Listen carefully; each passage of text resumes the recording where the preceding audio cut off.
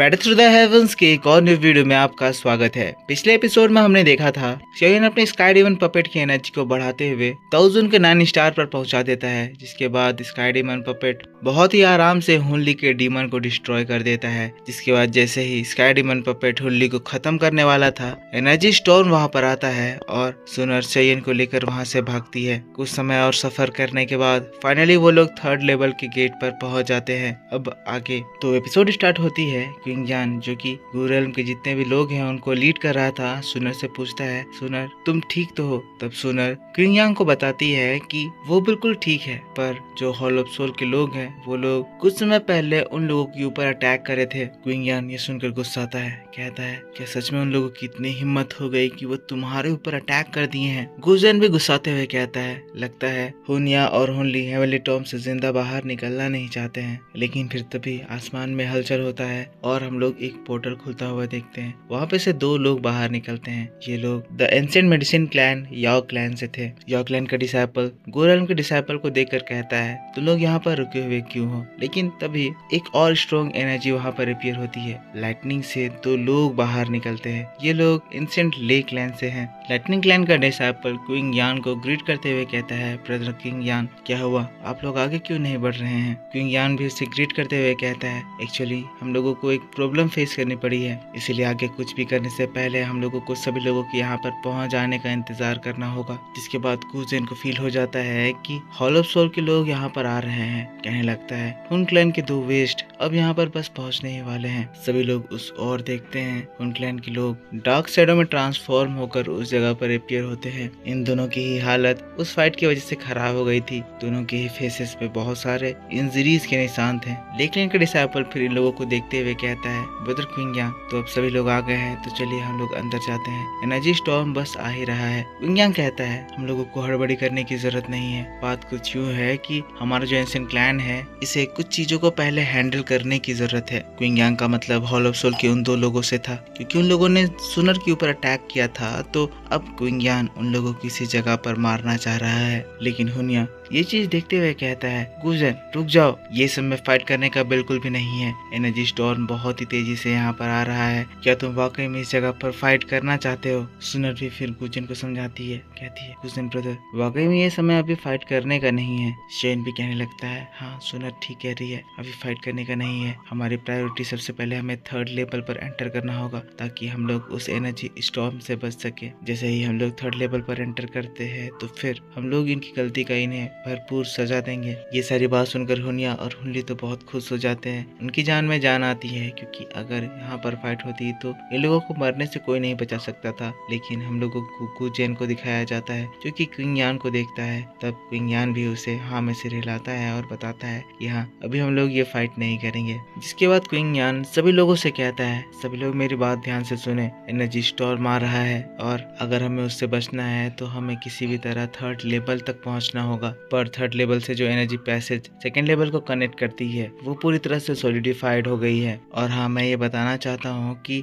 1% की स्ट्रेंथ इस solidified energy को तोड़ने के लिए काफी नहीं है। इसीलिए मैं होप करता हूँ कि आप सभी लोग एक साथ मिलकर काम करेंगे और हमारी इस बात को ओपन करने में मदद करेंगे। क्विंग यान की बात को सुनकर सभी लोग क्विंग यान को बात को तुरंत ही एक्सेप्ट करते हैं और फिर कहते हैं, ब्रदर क्विंग यान जैसा कहेंगे हम उनके ऑर्डर्स को फॉलो करेंगे। याओ क्लैन के लोग भी आगे आते हैं और फिर कहते हैं, हमारा मेडिसिन क्लैन भी इस प्रोसेस में आपको कंट्रीब्यूट करेगा। क्विंग यान जिसके बाद कहते हैं, ठीक है फिर हमारा एंशिएंट क्लैन इस चीज की शुरुआत करेगा। जिसके बाद सभी लोग बारी बारी से सॉलिडिफाइड एनर्जी को ब्रेक करेंगे। पर हाँ मैं ये कहना चाहता हूँ कि इस प्रोसेस के दौरान कोई भी चालाकी करने की कोशिश करेगा या किसी को अटैक करने की कोशिश करेगा, उसके बाद जब मैं मर्सीलेस हो जाऊं तो कोई भी उसके लिए मुझे ब्लेम ना करे। लेकिन का वॉरियर कहता है, ब्रदर आप चिंता ना करें, अभी हम लोग सब एक ही नाव पर हैं और हाँ अगर कोई इस नाव को डुबाने की कोशिश करेगा तो हम लोग भी उसे ऐसे ही नहीं जाने देंगे। कहते हुए वो सभी लोग इन सोल क्लैन के लोगों को देखने लगते हैं। यहाँ पर सबसे बदमाश लोग यही 2 लोग हैं।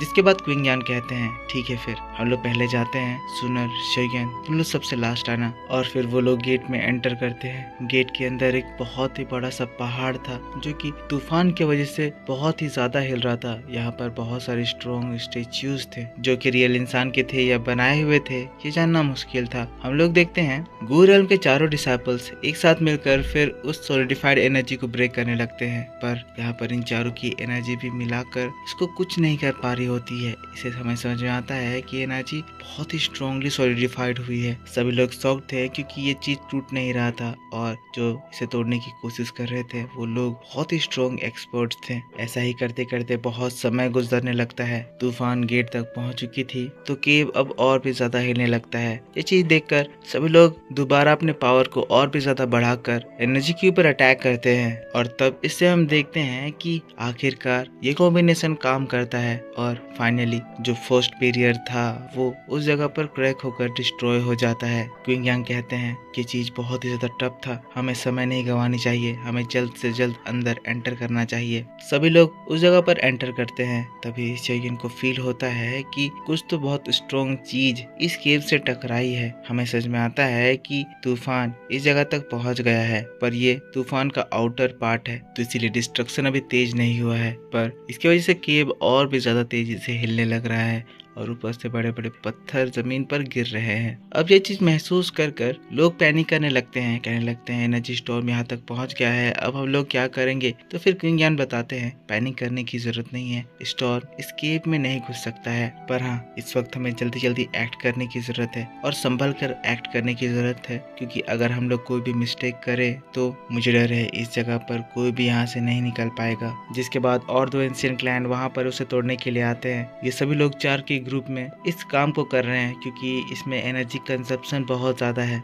ये काम यहाँ चल रहा था, पर तभी शेयन को कुछ अजीब सा फील होता है। ये देखता है कि कहीं से बहुत स्ट्रॉन्ग एनर्जी बाहर निकल रही है, जल्दी से उस ओर अटैक करता है। उसकी एनर्जी से हम देखते हैं वो एनर्जी साफ साफ हमें दिखाई देती है। शेयन परेशान था, सुनर देखती है, पूछती है शेयन क्या हुआ। शेयन बताता है दीवार से एक एनर्जी निकल रही है जो कि इस जगह को दोबारा रिपेयर कर रही है। और तभी हम देखते हैं इन लोगों ने जो पहला वॉल ब्रेक किया था उस एनर्जी की वजह से वो वॉल रिपेयर हो जाता है। इस जगह से बाहर निकलने का इनका एंट्रेंस बंद हो जाता है। शेयन तुरंत ही सभी को अलर्ट करता है, सभी लोग मेरी बात ध्यान से सुनो, पैसेज अपने आप बंद भी होने लग रहा है, हम लोगों को जल्दी जल्दी से तोड़ना होगा। सभी लोग तुरंत ही अलर्ट हो जाते हैं, घबराने लगते हैं, लेकिन तभी गू जेन भी दीवार पर हमला करता है और उसकी एनर्जी से भी बहुत सारी वो छुपी हुई एनर्जी बाहर दिखाई देती है। पता चलता है ये कोई दीवार नहीं था बल्कि एक इंसेक्ट का नेस्ट था। हम देखते हैं गू जेन की एनर्जी को एब्जॉर्ब करने के लिए बहुत सारे इंसेक्ट आते हैं और एनर्जी एब्जॉर्ब करने लगते हैं, पर इस इंसेक्ट को देखकर सभी लोग और भी ज्यादा घबरा जाते हैं क्योंकि ये कोई मामूली इंसेक्ट नहीं था। ये इंसेक्ट तो एंशिएंट डिवोरिंग इंसेक्ट था जो कि बहुत ही पहले एक्सटिंक्ट हो चुका है। क्विंग यांग भी अब ये नजारा देखकर शॉक था, घबरा रहा था, क्योंकि अगर ये एनर्जी डिवोरिंग इंसेक्ट यहाँ पर है तो बहुत जल्द ये पैसेज पहले की तरह बंद हो जाएगा। कहने लगता है तो वो लाइट बैरियर इन लोगों ने क्रिएट करा है, अब हम यहाँ से कैसे निकलेंगे। सुनर भी कहने लगती है कि मुझे तो ये भी लग रहा है कि जो एनर्जी स्टॉर्म बाहर है वो भी इन लोगों से कनेक्टेड है और बहुत जल्द स्टॉर्म भी यहाँ पर आ जाएगा। सभी लोग पैनिक कर रहे थे, सोच रहे थे कि अब क्या करें, इस जगह से जल्दी बाहर निकलना बहुत ही ज्यादा जरूरी है। पर तब हम लोग शेन को देखते हैं जो कि अपने स्ट्रेंज फ्लेम का इस्तेमाल करता है और इस पूरी जगह पर अपनी एनर्जी फैलाता है ताकि वो देख सके कि इंसेक्ट कहाँ पर है और वो लोग क्या कर रहे हैं। तो इन्हें पता चलता है कि इंसेक्ट कोई एक जगह पर नहीं बल्कि चारों ओर फैली हुई है। ये लोग गलती से उन इंसेक्ट के एकदम हाइप में ही पहुंच चुके हैं, मेन पार्ट जहाँ पर सारे इंसेक्ट रहते हैं। और फिर हम देखते हैं बहुत सारे इंसेक्ट शेन की एनर्जी को डिवावर करने के लिए उस जगह पर आने लगते हैं। यहाँ पर ये बहुत ज्यादा खौफनाक नजारा था जिसको देखकर सभी लोगों की रूह कांप जाती है। पर इसी बात के साथ बैड थ्रू द हेवंस का ये वीडियो इस जगह पर खत्म होता है। तो मेरे दोस्तों आप मुझको बताओ कि आपको ये एक्सप्लेनेशन कैसा लगा। अगर वीडियो आपको पसंद आया है तो इसके ऊपर एक लाइक जरूर कर देना। अब इन लोगों को यहाँ पर सोचना होगा कि ये लोग इस जगह से कैसे जिंदा बचकर बाहर निकले, जिसकी कहानी बहुत ही ज्यादा इंटरेस्टिंग होगी,